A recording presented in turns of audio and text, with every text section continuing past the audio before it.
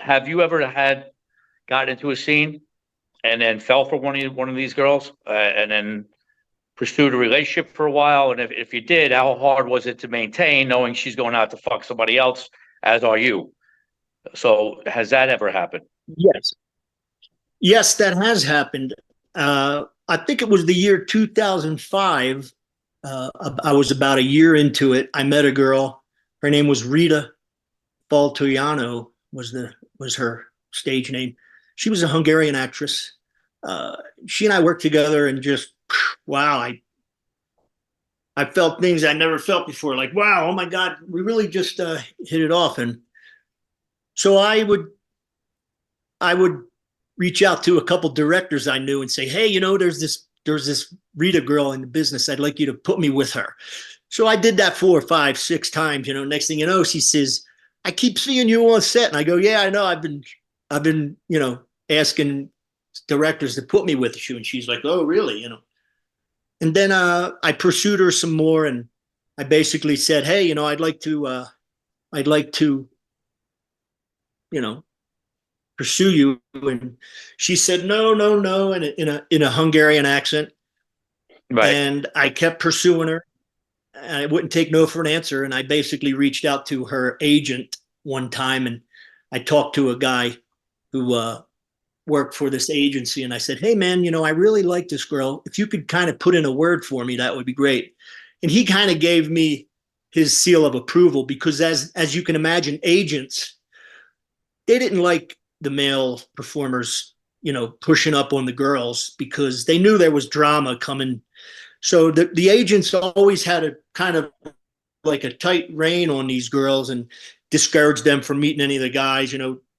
They always knew that it would be bad because next thing you know, a guy gets into the scene, into the picture with a girl in the business, and then he tells her, I don't want you doing any, I don't want you working with any guys. I want you to just do girl, girl, or something like that. So long story short, we end up getting together, and I pursued her, and she she eventually agreed, you know, uh, and then she said, look, I need to go home because I'm not American.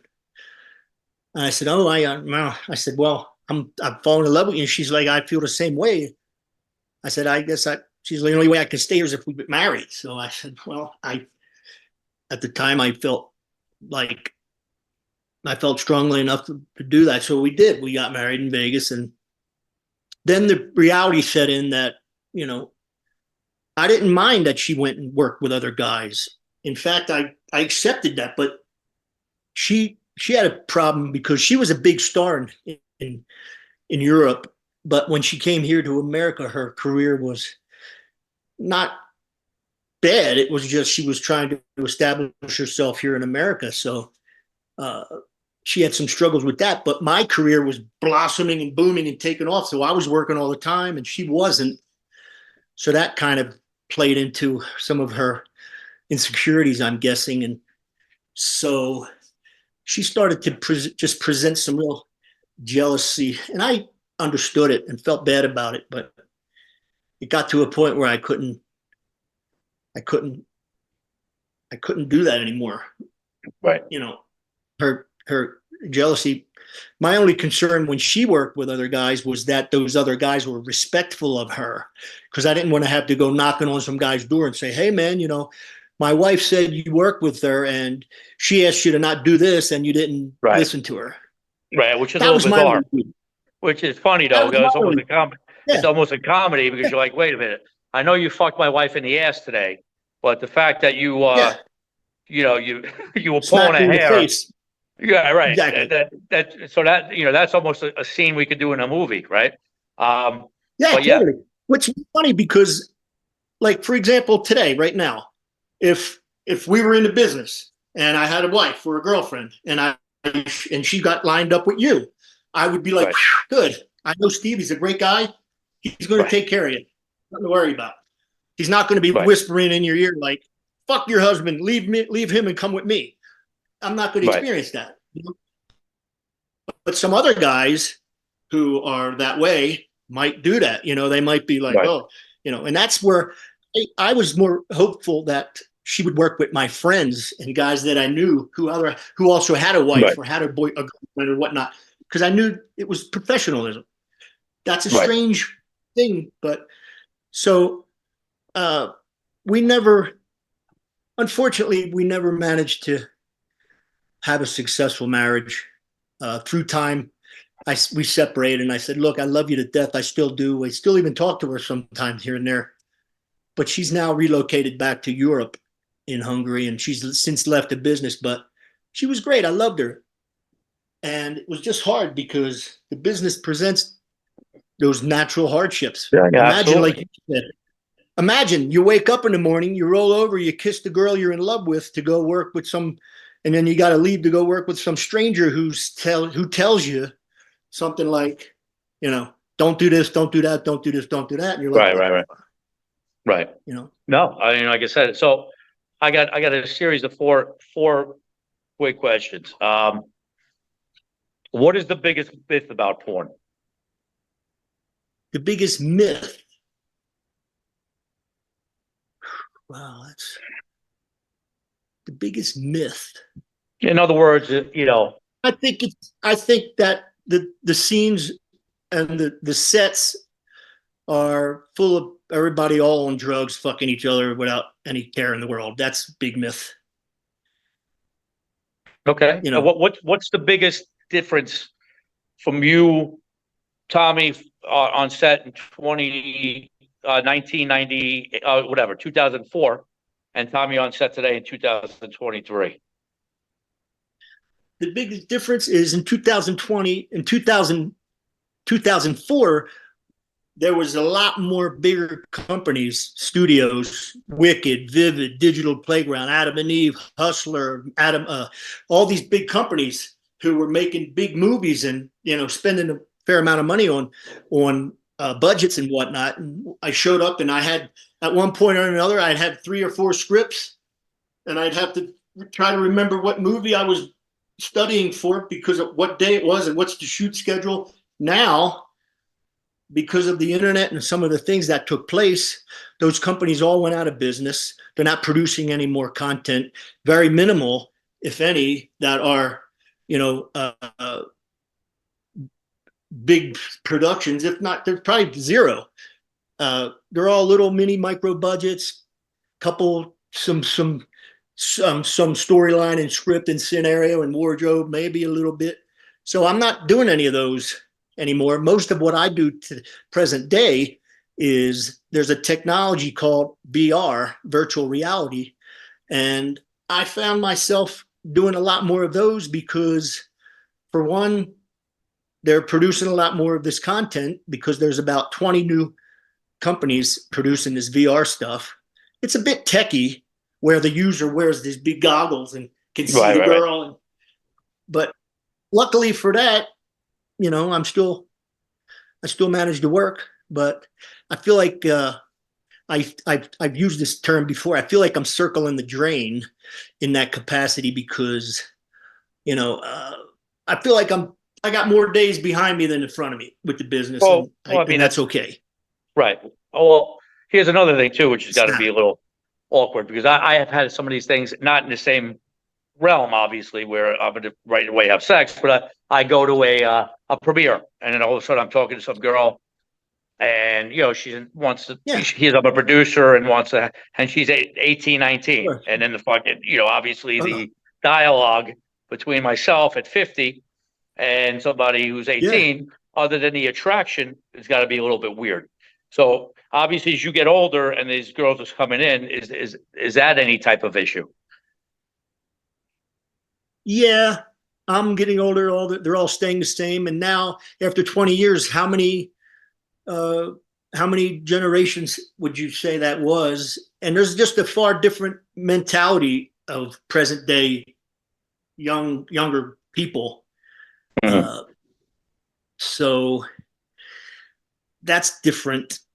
I've always been very respectful and caring for my co-star, whatever movie we did or whatever the case may be. I'm always, concerned about her well-being. So I've done well with that. there was a time in our industry, even in the real world, that whole Me Too movement that took place, where uh, you know, groups of girls would come forward and say, this guy did this or this guy did that and whatnot. And we Right. went through that, and it's still present. It's still currently happening, but not as much as it was. There was a big stretch of a couple years ago where, you know, everybody got outed for this or that or this or that. And I remember at one point, a couple guys had asked me, man, hey, are you worried about this Me Too shit? And I'm like, no, not at all. Why? They're like, I said, I don't do anything that would be, make me worried. I said, Right. I'm always treating a girl, despite what's happening. I'm always treating a girl. Are you okay? I'm not hurting you. What do you Well, like? What do you don't like? that's almost sound like an oxymoron, though. You can't be willingly doing a porn, having sex, and then the same on the other side of your mouth saying, I'm not being treated right. That's a little bit, you know what I mean? Yeah. So it's definitely an interesting playing field for those types of issues to be Right. brought upon, because now some of the companies have a code of conduct, so to speak, where you're signing a sexual harassment thing, and there's like a little bit of a course, That's a little crazy. bit of like this thing they want you to take. This one company, Wicked, wanted you to take this course on sexual harassment and how to conduct yourself on set. And I was like, and again, whatever. If these are the things we got to fly under, then we do, and we will. And again, I've never felt any concern like, oh my God, how am I, what's going to happen? Because I've Right. always Right. been the nice guy. Yeah. I've always been, Yeah, no doubt. No prior doubt. prior to the business, but it's been a very interesting existence with that type of thing happening in the world, and how it's spilled over into our industry, where, I feel like women, I'm not saying all of them, but they have a bit of an effect on men, in the capacity where all one has to say is, he did this and that and this and that, and all of a sudden the guy's guilty, Right. and nobody is willing to listen to the guy's story, where that's not what happened. Right. They're And ready even to cart him off. and even if you find out after the fact that you didn't do any of that stuff, it's Yeah, already out there that you did, and nobody, you know what I mean? yeah, yeah. So So two other things I'd like to that's a touch bit of on. a difference. Yeah. Okay. Well, two positive things I'd like to touch on. First, so you're doing this for a while. You're winning porn star of the year. You're doing all this stuff. Entourage comes around, and they're looking for a porn star, looking for an actor to play a porn star. So Yeah. tell us that's a whole great story you share with me. Just how did that whole thing come to pass? Well, one day I show up to set, and a producer says, "Hey, man, I got a call, and Entourage is looking for a male porn star for a part in this episode." I said, "Okay, really?" He says, "Yeah." I said, "Well, here's the information. If you want, give him a call." I wasn't represented by any agency, so nobody was, calling on my behalf. I got the info and called ahead and said, "Hey, my name's Tommy Gunn. I learned through a producer that Entourage is looking for a male porn star. What are you looking for?" I asked.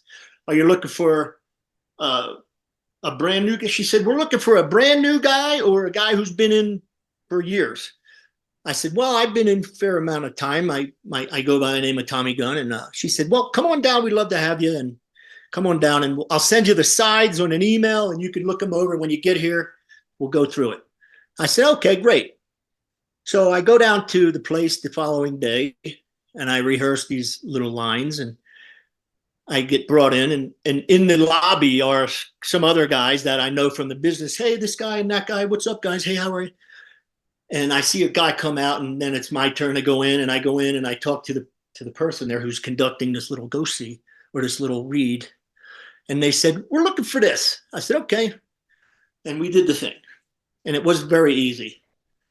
I said, okay, great. He says, well, we'll let you know what happens in a day or so. I said, oh, okay, wonderful. I go home. Following day, I get another call from another producer who obviously knows, who doesn't know I went there already. And he said, hey man, the weirdest thing, I got a call from Entourage. It says they're looking for a Tommy Gunn type porn star. And I go, I was just there yesterday. Right. And nobody did anything. And I said, really? He said, yeah, they want somebody who's intimidating to intimidate Vince, which is Adrian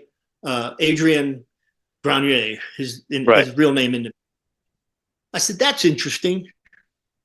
So I kind of just blew it off and thought, well, I'm not going to get all excited. I'll see what happens. Did they realize, Tom, I'm sorry, did they realize that you were Tommy Gunn or no? When you went for the read? I don't know. They just decided maybe they may have said, well, that's Tommy Gunn. Let's just not say nothing. Or I don't know what it was. But so 2 days later, I get an email. Hey, we've decided that you are a contender for this, and we will let you know what we decide. Another 2 days goes by, and it says, congratulations, you've got the role of Vince, playing Vince in this episode, season 7, Lose Yourself, where you play Sasha Grey's ex-fiance, because Sasha Grey in the episode was an ex porn star who's getting back into the business, and Vince, her boyfriend at the time, didn't like that idea. So he gave her a bunch of crap and showed up on set when she was just shooting the box cover for this new big gangbang she was going to make a comeback at. And I, being her ex-fiance, was one of the guys that she was going to end up having sex with in this episode based upon this photo shoot. So that's where all the dialogue takes place, where she's on set. He shows up. She says, what are you doing here? He says, I'm here to support you. Oh, no, you're not. You're here to cause trouble. No, I'm not. I promise I won't cause any trouble. Right. Why don't you show me what asshole it is? And she says, what? See, you're already being a jerk. And she says, no, I'm just kidding. Which guy is it? And so she says, oh, it's Vince. Hey, Vince, come here. And from the distance, I walk up and I go, hey, what's up? And she goes, Vince, I want you to meet Vince. And I go, hey, Vince, how are you? Big fan. I love all your movies. He goes, well, it's a shame. I can't say I've seen any of yours, but I said, well, I love all your stuff, even Meta Ian. And he goes, what, are you being an asshole? Because we know in the episode, Meta Ian was a flop. Right. So long story short, that was about as quick as it was. And I met with Doug Ellen. I met Doug Ellen on set, and I asked him, what do you want from this? He goes, I want this. This is what I want. I said, all right, I'll give it to you. Then I gave him a couple of versions of it, and that was it. As quick as I was there, I was pretty much done, and everybody was nice and cool. And I knew a guy. I met a gentleman through the business. His name was Henry Penzian. I said, hey, Henry and Mark Wahlberg are good friends. And so I said, hey, Henry, I'm over here on the set of Entourage. I got chosen for a part. And they're like, wow, that's great. Mark and I are on our way down.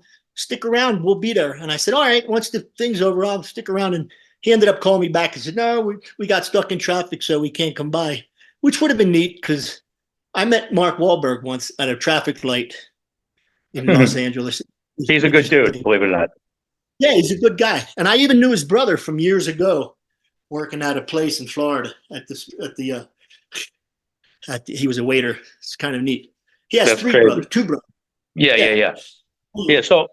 So again, so the interesting ride continues. And how I want to close up is tell us about how this whole Porn Star Hall of Fame comes about now.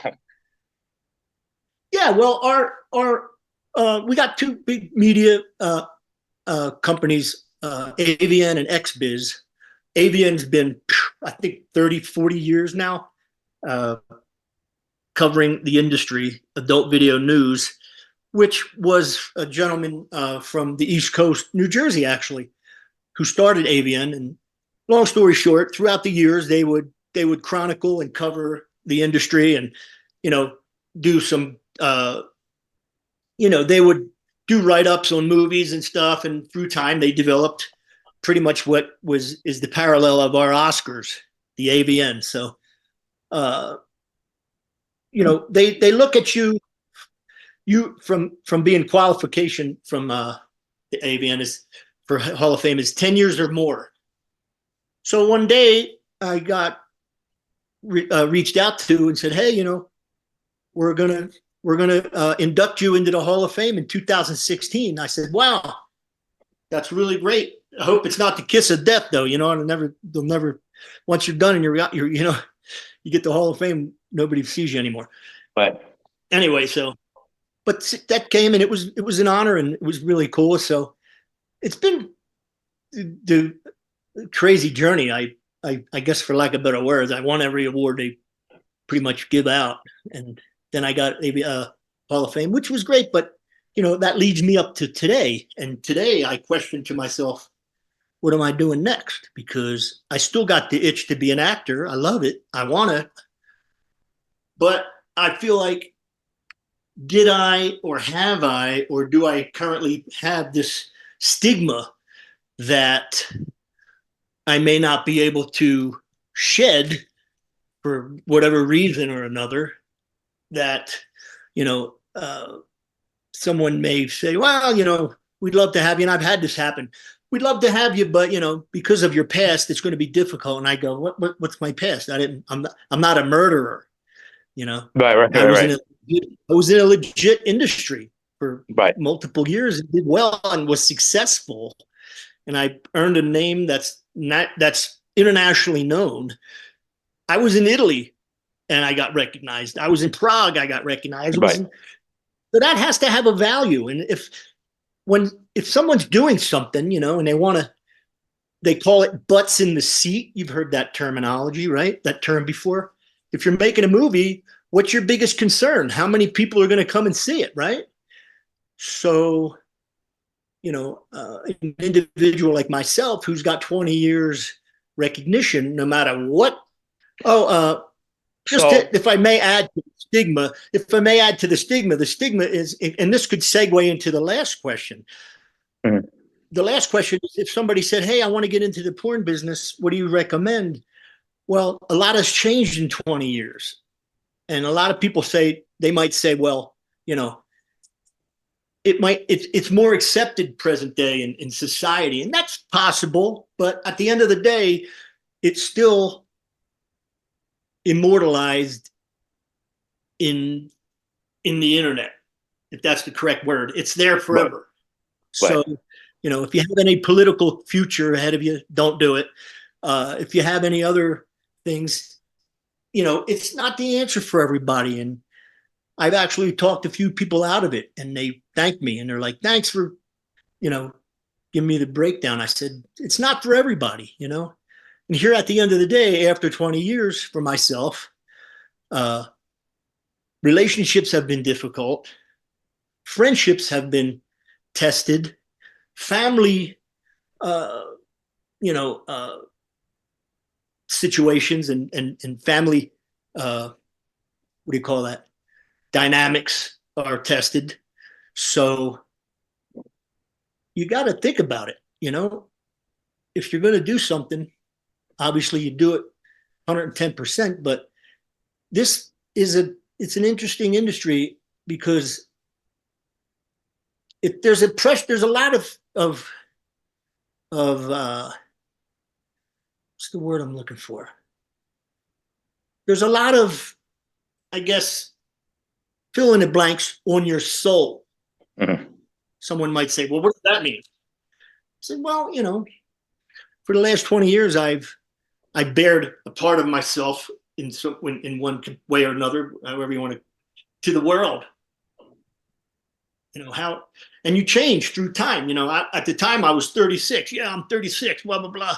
Now I'm 56. I'm almost 60 years old. I've even had people say to me now, do you really want to be 60 years old and doing that? And I thought, I kind of understand what they mean, but in the same sense, what 60-year-old guy wouldn't want to go to work and have sex with some 25-year-old girl? Yeah, true that. True that. Yeah. But Yeah. then there's the heartstrings and the soul and the emotional, uh, you know, uh, accumulation of things over time. I can't honestly say that every day of my career has been wonderful and just wow. There's been times where I've peeled back the layers and saw the soft white underbelly of it, and it's not for everybody. You know, Right. it'll eat you up and chew. It'll eat you up and chew you and spit you out like the entertainment business in itself Right. will. It takes Yeah. what it wants from you, and then you're done, and you're out, and they're on to the next. And you might end up being a statistic if you're not careful or whatever. But it's tough it's tough on the. There's some emotional stuff and some soul kind of stuff that because I've seen a lot, and it wasn't all pretty and sunny and sunshine and everything. But that's what life is. It's not all that either. So, Gotcha. Is there anything you want to say? Well, again, you kind of said it right now, but I'll close this with this, and you could just put a bow on it. yeah. So 20 years, Porn Hall of Fame, hundreds of thousands of women, male Yeah. dancing, entourage. How would you say well, no pun intended. How would you tell your audience or the people that will be listening to this what the highlight of your up to date as we speak right now was the highlight of your career? Well, there's been multiple highlights, but one of the highlights, I guess, that I'm really excited is I'm working with a writer based upon some recommendations, suggestions from people and friends and whatnot through my career. You should write a book, and you should this and that. Part of my thought process along those lines was nobody cares. Nobody who I'm, and they're like, don't be silly. People would listen and be fascinated by your story. And I said, well, I'm just some guy and this and that. And they're like, don't let that be anything to discourage you. There's still people that would love to hear your story. And so I said, all right, twist my arm. I'll talk with a writer and maybe put together some memoirs or something and put it out there for people to see. Hopefully they receive it well and it gets some traction and they're interested in it. And so in there, there's a lot of stuff in there. Good stuff, bad stuff, dark stuff, bright stuff, shiny, But highlights of my career are meeting some of the people through the industry that the industry I would have never met had I not been in that business. Mm. Eddie Van Halen, Richard Dreyfuss, Michael Wincott, a lot of these people, Little John, Coolio. I know these are all just, Seth Green, cool guy. Right. A lot of these So people. a lot of cool and again, people. just people. Right. Yeah, we're just people. Right. And I'm not Well, trying not to name drop. I mean, no, but you got to Yeah. promise to do us a favor. When the book drops, Yeah. we're going to have you back on and we'll help push Yeah. the book. And I'm excited to read it. And listen, it's been an honor, and it's so great to catch up. And I can't wait to see you in person, Absolutely. offline. And Yes. I sure hope yeah. that those days are coming. Yeah, I'll come. I know you And got like a I lot of said, stuff in. Yeah, no, and again, I got it, and we already have you in.